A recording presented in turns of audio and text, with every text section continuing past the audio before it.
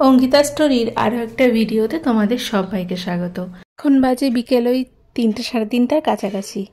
বানাতে বসেছি কেক, কারণ আজকে আমাদের বড় ভাইয়ের জন্মদিন।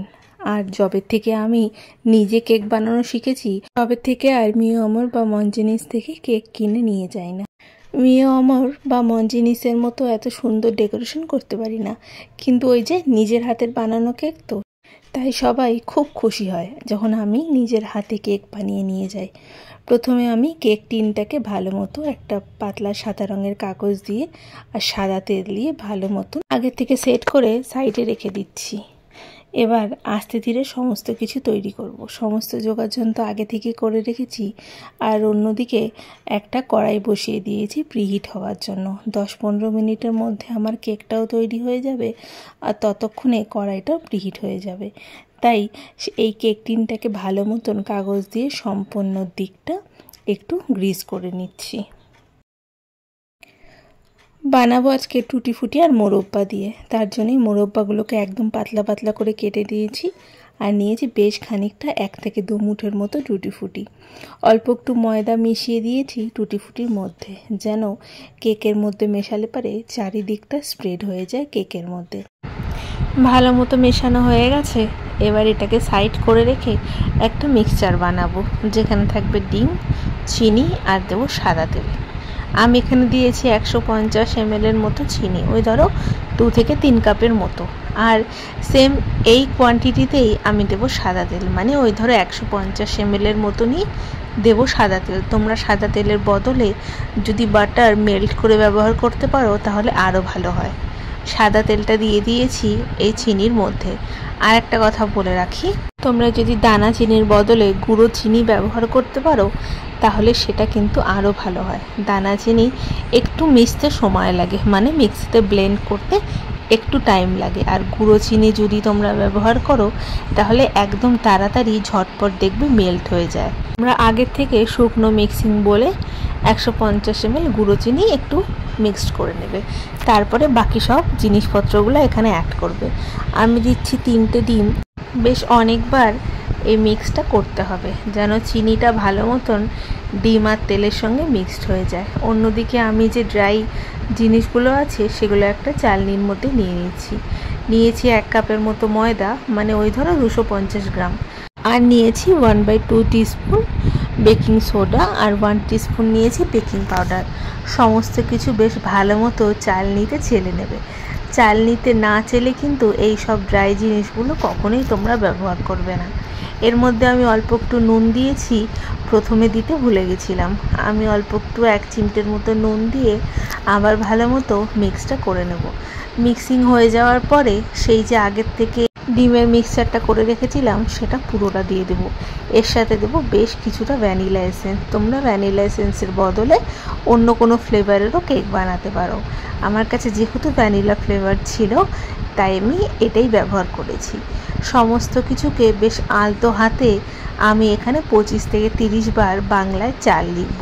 খুব আস্তে ধীরে কিন্তু এই ব্যাটারটা তোমাদের মেশাতে হবে। আমি যেহেতু একটু ফাস্ট করেছি ভিডিওটাকে, তাই তোমরা এখানে বুঝতে পারছো না। ভালো মতো মেশানো হয়ে যাওয়ার পর আমি এখানে ময়দার মধ্যে যে কোট করে রেখেছিলাম মোরব্বা টুটি ফুটিটা, সেটা দিয়ে আরও একবার মিশিয়ে কেক টিনটার মধ্যে ঢেলে দেবো। পুরোটা ঢালা হয়ে গেলে ভালো মতো 2-3 বার ড্যাব করে নেবে, যেন এয়ারটা বেরিয়ে যায়। এবার ওপর দিয়ে অল্প একটু টুটি ফুটি দিয়ে আমি একটুখানি গার্নিশ করে দেবো। তোমরা যদি চাও আরও অনেক রকমের ড্রাই ফ্রুটস ব্যবহার করতে পারো। আমার কাছে যতটুকুনি ছিল আমি ঠিক ততটুকুনি ব্যবহার করছি। আগে থেকে প্রিহিট করার জন্য রেখেছিলাম কড়াইটাকে অল্প একটু নুন দিয়ে। এবার একটা স্ট্যান্ড বসিয়ে সেই কেকের যে ব্যাটারটা আছে সেটা বসিয়ে মোটামুটি 40 থেকে 45 মিনিটের জন্য তৈরি হওয়ার জন্য রেখে দেব।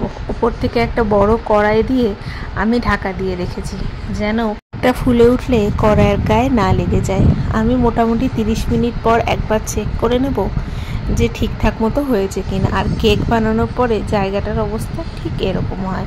এগুলো পরিষ্কার করতে করতে আমি অন্যদিকে কেকটা হয়েছে কিনা সেটা দেখার জন্য চলে এসেছি। মোটামুটি পুরোটাই কমপ্লিট হয়ে গেছে, একটু লালচে ভাব চলে এসেছে। আর আমি একটা কাঠির সাহায্যে দেখে নিচ্ছি যে ভেতরটা নরম আছে কিনা। ঘন্টা থেকে 1 ঘন্টা আমি এটা ঠান্ডা হওয়ার জন্য রেখে দেবো, কারণ প্রচণ্ড গরম তো। ঠান্ডা হলে তারপরে এটাকে ডিমোল্ড করব। কর্তামশাই অফিসে আছে, সে আস্তে আস্তে মোটামুটি আমার কেকটাও ঠান্ডা হয়ে যাবে আর আমি ততক্ষণে রেডিও হয়ে যাব। কি সুন্দর লাগছে দেখো, সত্যি নিজের বানানো কেক কিন্তু তুলনা হয় না, সেটা তুমি যেমনই বানাও না কেন।